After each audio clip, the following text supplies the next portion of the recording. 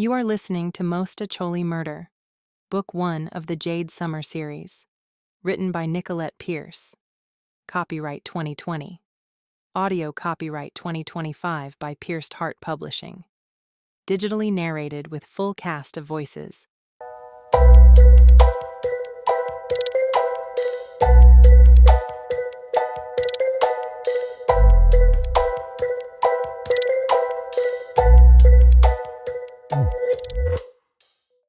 Chapter 29. I tore through the apartment and my suitcase, searching for the slip of paper with the combination written on it.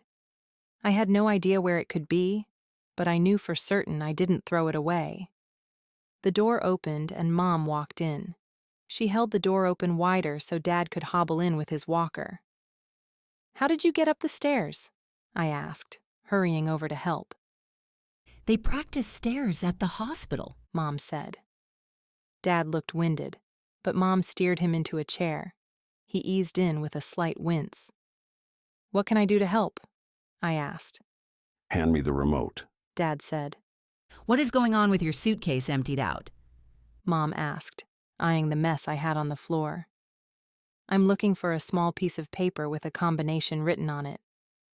"Oh, I found that when I was doing the laundry. I think I put it on my dresser. I wasn't sure who it belonged to. It's a little worse for wear." I hurried to the bedroom and found the paper on the dresser.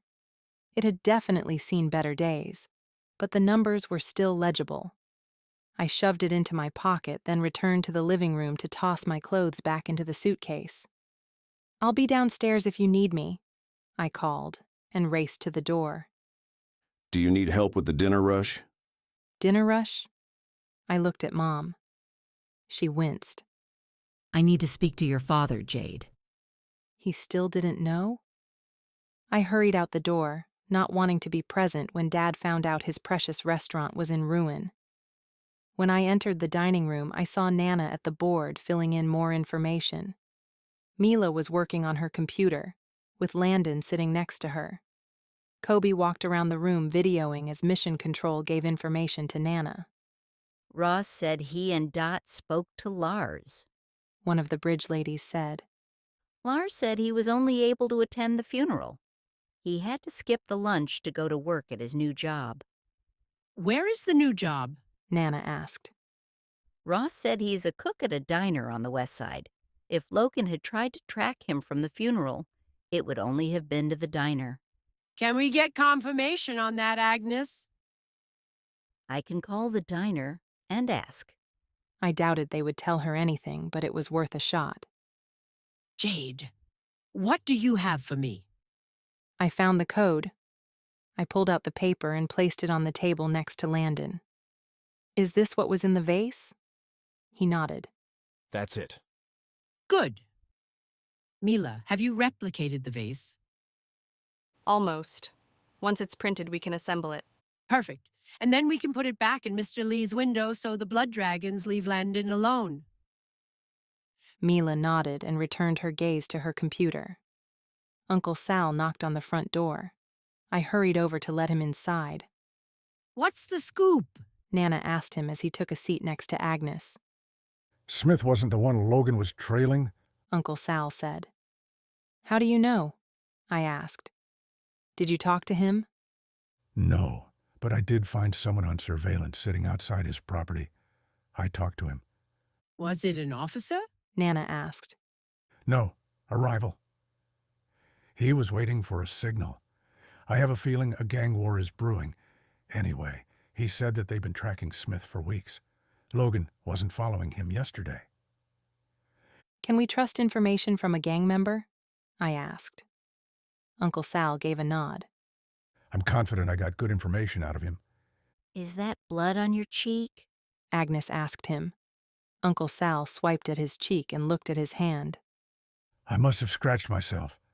Nana raised a brow but didn't question Uncle Sal further. I sat down in a chair and looked at the board. If it's not Smith and it's not Lars, we're back to Jalen and Sommer. "And Logan wasn't tracking Jalen since she was at the funeral the entire time," Nana said. "That leaves Sommer," I said. But she wasn't at the funeral. "Or was she?" She could have been disguised so Jalen didn't see her. I had never thought about that, but it could be true. Kobe, I don't suppose you were filming the funeral, were you? I asked. Mom said she'd break my camera if I filmed, Kobe said. but I did get some footage of the parking lot and entry. Let's see it. If we can confirm Sommer was there, then she might be our killer. As Kobe worked with Nana to pull up his footage on Ross's laptop, I wondered if it really was Sommer. Nothing about her said killer, and yet she was the only one left standing. She had lied about her history with Wayne, but that didn't prove it was her. She was waiting outside Jalen's apartment when it was broken into. Again, it didn't prove anything. Would she kill Wayne? Maybe. If she knew Wayne wasn't going to leave Jalen, she'd be mad, but mad enough to kill. Is Ross still near the diner? I asked. I don't know. Agnes, make the call. Agnes picked up her phone. What are you thinking? Nana asked me while Agnes tried to reach Ross. I'm not convinced Sommer is the killer. But Lars went to school with Sommer. I just want to know Lars's opinion of her, Mission control to Ross. Agnes said. Are you still near the diner? She paused and then nodded. Please return to the diner. We have one more question for Lars. We need to know about his relationship with Sommer. Find out about her character. Agnes disconnected and gave a nod.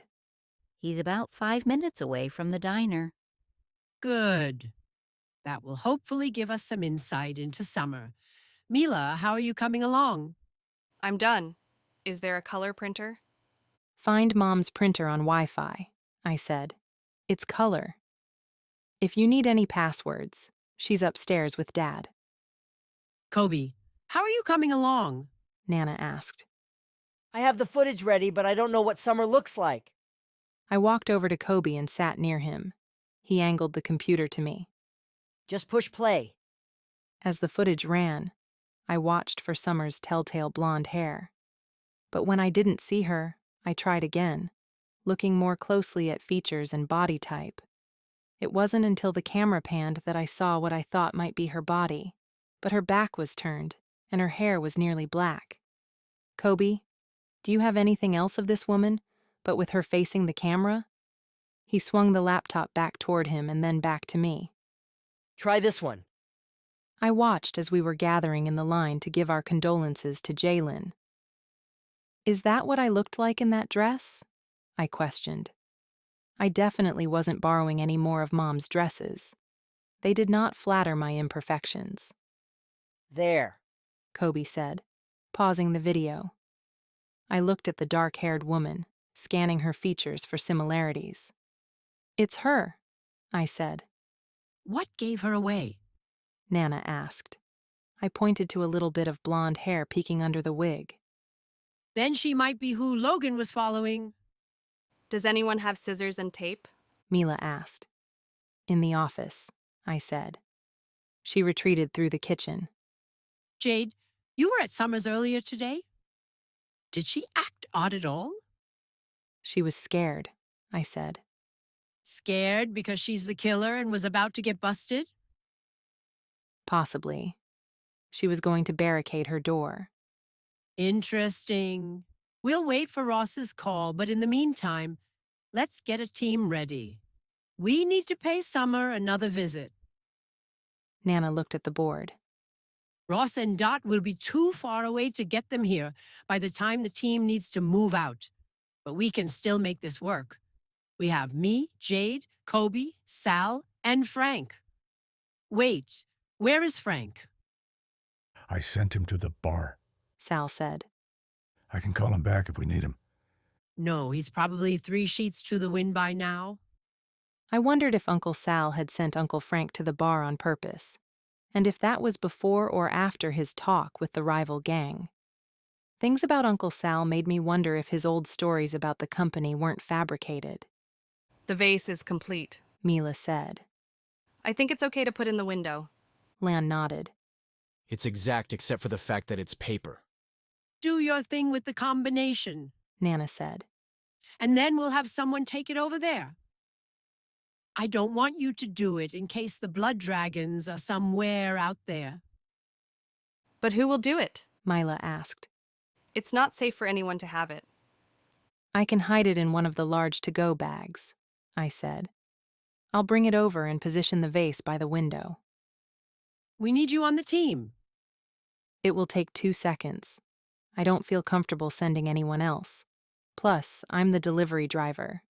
People expect me to leave with food. Nana gave a nod. And Landon, you are staying at my place until the heat dies down.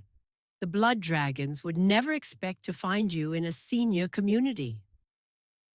I have Ross on the phone. Agnes said. I'll put him on speaker. She tapped her phone.